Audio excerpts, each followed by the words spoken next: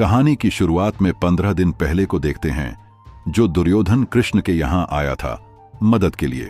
इधर श्री कृष्ण की आंख खुलती है और सीधे अर्जुन को देखता है। अर्जुन उसको प्रणाम करता है। कृष्ण उसे पूछते हैं, पार्थ यहां कैसे? तभी दुर्योधन कहता है, संभवतः उसी कार्य से वासुदेव, जिस कारण से मैं आया हूं, युद्ध में सहायता मांगने। श्री कृष्ण कहते हैं, मेरा इतना सौभाग्य कि तुम मेरे पास आए। दुर्योधन कहता है, सौभाग्य तो मेरा है। किशोर, श्री कृष्ण कहते हैं, क्या मांगना है? मांगो। पहले अर्जुन मांगेगा। दुर्योधन कहता है, क्यों? पहले तो मैं आया था। अर्जुन को पूछो। अर्जुन कहता है, भैया दुर्योधन सही बोल रहे हैं। फिर दुर्योधन कहता है, इसलिए पहले मांगने का अधिकार मेरा है। लेकिन कृष्णा कहता है, पहले तो मैं अर्जुन को देखा और उम्र में भी छोटा है, इसलिए मांगने का अधिकार अर्जुन को मिलना चाहिए। क्या मांगना है? मांगो अर्जुन। कृष्ण उन दोनों को बताते हैं कि एक ओर उनके प्रतापी नारायणी सेना और दूसरे ओर मैं निहत्था प्रतिज्ञावध, और मैं रणभूमि में कभी भी अपना शास्त्र और अस्त्र प्रयोग नहीं करूंगा। तो बताओ किसे चुनोगे? अर्जुन कहता है, इसमें चुनाव का प्रश्न ही नहीं है केशव, मैं आप ही को चुनूंगा।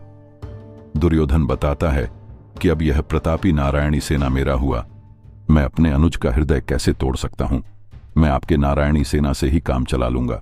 कृष्ण अर्जुन को कहता है, दुर्योधन तो कितना खुश था पार्थ, क्या तुमने मुझे चुनकर गलत तो नहीं किया? अर्जुन कहता है, तीनों लोक जिसके हाथों में हो केशव, उसके हाथों में स्वयं को सौंप दूंगा।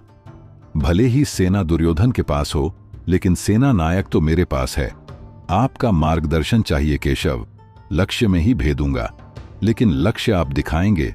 तीर मैं ही चलाऊंगा, लेकिन अंधेरे में नहीं, आपके प्रकाश में। अब हम कुरुक्षेत्र की रणभूमि को देखते हैं, जिसमें चारों तरफ नवाब सेना और कौरव और दूसरे तरफ पांडव। पितामह वह अभी भी युद्ध के लिए व्याकुल था। दुर्योधन पितामह को शंकानाद करने को कहता है। पितामह बोलता है, तुम तो इतने व्याकुल हो जैसे खेल आरंभ होने वाला है। यह युद्ध भूमि है जिसमें नरसंहार होता है।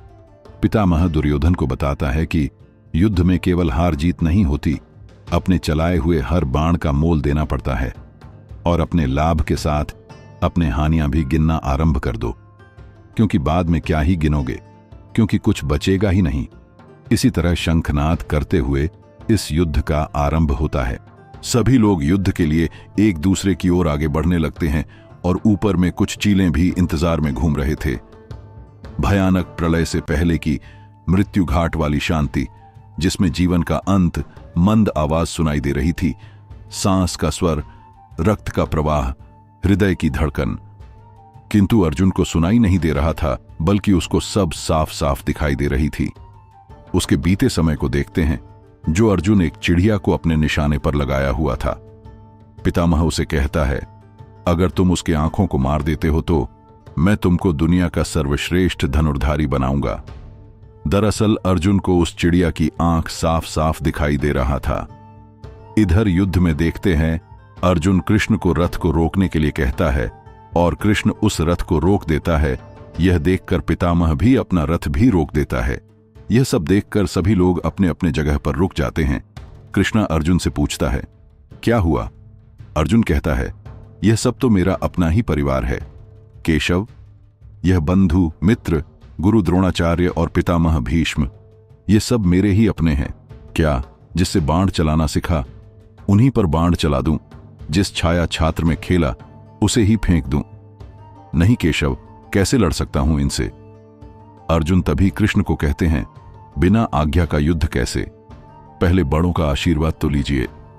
केशव ने मार्ग दिखाया। युधिष्ठिर नंगे पांव ही चले गए।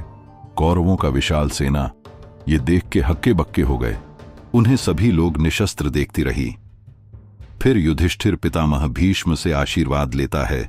पितामह भीष्म कहता है, युद्ध में किसी का न तो पुत्र होता है और न ही शिष्य, वो केवल योद्धा होता है। यदि युद्ध ही अपना नियति है तो अपना शीर्ष उठाकर लड़ना। फिर युधिष्ठिर आशीर्वाद लेकर चला जाता है। तभी दुर्योधन का सौतेला भाई युधिष्ठिर के पक्ष में चला जाता है और पांडव की तरफ से लड़ना चाहता है। यह देखकर दुर्योधन गुस्सा हो जाता है और कहता है, सौतेला भाई सौतेला ही होता है, देखा पितामह भीष्म। अर्जुन कृष्ण को कहता है, इस युद्ध में तो हार ही हार है केशव, मेरे हाथ कांप रहे हैं, मैं इस युद्ध को नहीं लड़ सकता। कुरुक्षेत्र को जैसे सांप सूंघ गया था और अर्जुन को ऐसे देख सभी लोग थम हो गए थे। तभी श्री कृष्ण अपना अवतार लेता है और उसे समझाता है कि यहां ना कोई मित्र है ना कोई शत्रु। कृष्ण अर्जुन को अपने धनुष उठाने को कहता है। वो बताता है कि उसे स्वयं उसका मार्ग दिखाई देगा। अर्जुन दया भाव कहता है, अपने ही परिवार को अपने ही हाथों से वध।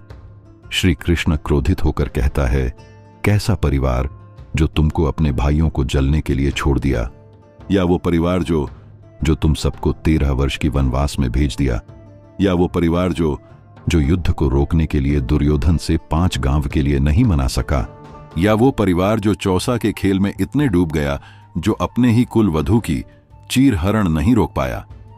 तब कहां थे तुम्हारे पितामह और गुरु पार्थ? अर्जुन बताते हैं कि वह अब भी अपने परिवारों के सिवाय कुछ नहीं दिख रहा है। तभी कृष्णा अर्जुन को सत्य बताते हुए अपने महान अवतारों का परिचय कराता है कि वो जन्म भी है, जीवन भी और मरण भी वही है, और 5 तत्व भी, इस पृथ्वी की जीव भी और निर्जीव भी, धर्म भी और अधर्म भी, क्योंकि मरने वाला भी मैं हूं और मारने वाला भी मैं हूं। यही है अर्जुन मेरा विश्व रूप। श्री कृष्ण से समझा रहे हैं कि आगे कौन है और क्या है, वह सबको मत देखो, तुम अपना बाण चलाओ अर्जुन, क्योंकि कुरुक्षेत्र में यही तुम्हारा धर्म है और यही तुम्हारा कर्म। अब अर्जुन अपना धनुष उठाता है और फिर दोनों युद्ध की शुरुआत को शंखनाद से शुरू करते हैं। अब दोनों वंश के बीच यह शुरू हो जाता है। कृष्ण ने अर्जुन से क्या कहा, यह सब कोई नहीं जानता, किंतु उसका परिणाम सब कोई देखा। इस युद्ध में सबका भगवान केवल एक था, प्रतिशोध। प्रतिशोध का सबसे बड़ा भक्त भीम, जो सभी को कीड़ों की तरह गिराते जा रहा था। भीम उन कौरवों को चिल्लाता है कि उसका काल आ गया है। तभी अनुज आ जाता है। इसी बीच हम नकुल और अनुज के बीच युद्ध होता है, जिसमें अनुज को कट लग जाती है। इधर देखते हैं, धृष्टद्युम्न और गुरु द्रोणाचार्य को आचार्य कहता है, क्या तुमको मेरी मृत्यु का वरदान मिला है? तो उठा अपना धनुष और चला बांध मेरे छाती में, तेरे लिए ही तैयार है। तभी आचार्य धृष्टद्युम्न को अपने एक बाण से गिरा देता है और अपने रथ से तेजी से जाते हुए कुचलने की कोशिश करता है। तभी धृष्टद्युम्न अपने एक ही वार में उसके रथ को टुकड़े टुकड़े कर देता है। फिर आचार्य को धृष्टद्युम्न मारने ही वाला होता है। तभी शाम हो जाता है और इसी तरह उस दिन की युद्ध समाप्त होती है। धृष्टद्युम्न द्रोणा से कहता है, तुम्हारा मृत्यु मेरे हाथों से निश्चित है। द्रोणा आज तो बच गए, लेकिन कल तुम्हें नहीं छोड़ूंगा। मेरे पिता का बदला अवश्य पूरा होगा। और इसी तरह धृष्टद्युम्न वहां से चला जाता है। सूर्यास्त के समय ही प्रथम दिन का युद्ध समाप्त हो जाता है। अब देखते हैं दूसरे दिन को। अगर यह युद्ध में सिर्फ मानव ही युद्ध करते तो बात अलग होता, लेकिन इसमें तो महारथियां, दानव और देव भी थे, और उन्हें में से एक पितामह भीष्म भी थे। पितामह भीष्म कुछ मंत्र का जाप करता है, जिससे पानी की सुनामी दिखाई देती है। तभी वह एक बाण पांडवों के बीच में चला देता है, जिससे उसका परलौकिक शक्ति सभी पर भारी पड़ता है। यह सब देखकर सभी डर जाते हैं और पीछे हटने लगते हैं, लेकिन उस सुनामी से कई लोग मारे जाते हैं। यह देखकर अर्जुन अपना बाण तेजी से चलाने लगता है। तभी उसी बीच भीम उछलकर सुनामी को पार कर उनकी ओर जाता है। तभी कुछ लोग हाथी पर सवार थे। उनमें से एक अपने बाण से हाथी के पेट में गोप देते हैं, जिससे यह हाथी उस बलशाली भीम को कुचल दे। लेकिन इसका असर उल्टा होता है। भीम उस हाथी को अपने हाथों से परास्त कर देता है। उसी बीच और भी हाथी इससे टकराकर गिर जाते हैं, जिससे उसके नीचे कुछ सेना दबकर अपना जान गंवा बैठते हैं। तभी इस बीच दुर्योधन आ जाता है और फिर दोनों के बीच में धुआंधार युद्ध होता है। 3 दिन होते होते ऐसा लग रहा था मानो पूरी सेना को पितामह भीष्म अकेले समाप्त कर देंगे। पितामह भीष्म अकेले ही अपने बाणों से पांडवों के सेना को खत्म करते जा रहा था। पांडवों की सेना को गंगा पुत्र पितामह भीष्म 2 ही दिन में जलमग्न कर दिया और तीसरे ही दिन पितामह भीष्म का आतंक मानव सेना में स्पष्ट दिख रहा था। यह देखकर कृष्ण अर्जुन को कहता है, कुछ करो अर्जुन, अपने धनुष को उठाओ और चला दो इन पर बाण। लेकिन अर्जुन अभी भी उनको परिवार दिख रहा था। तभी श्री कृष्ण क्रोधित होकर अर्जुन से कहता है, अगर तुम नहीं कर सकते तो मैं ही कुछ करता हूं। तभी कृष्ण उड़ते हुए गगन में जाता है और अपना चक्र निकालता है। ये देख के पितामह भीष्म अपने हाथ को जोड़कर कहता है, हे चक्रधारी माधव, आपके हाथों मेरे मृत्यु हो, इससे बढ़कर और क्या चाहिए केशव। पितामह भीष्म ने कृष्ण के सामने अपना इच्छा मृत्यु का वरदान कृष्ण के चरणों में सौंप दिया।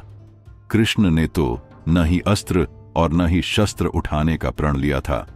उस प्रण का क्या, अगले एपिसोड में पता चलेगा। इसी तरह मैं अपना वाणी विराम करता हूं।